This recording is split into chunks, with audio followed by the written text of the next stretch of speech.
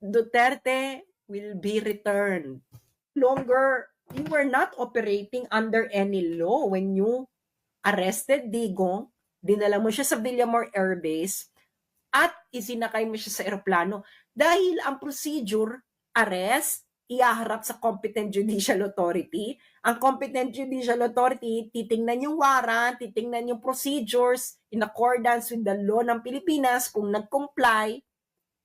At ikatlo, doon magre-request si Digong ng interim release. Karapatan niya yun, nakalagay dito. Nirespeto nyo ba? Kayong mga sundalo at mga pulis, sinong nag-utos sa inyo para labagin mismo ang batas ng ICC? Remember, Duterte is still innocent. Because he's not convicted. Pero tinraton ninyo siyang convicted. Is that correct?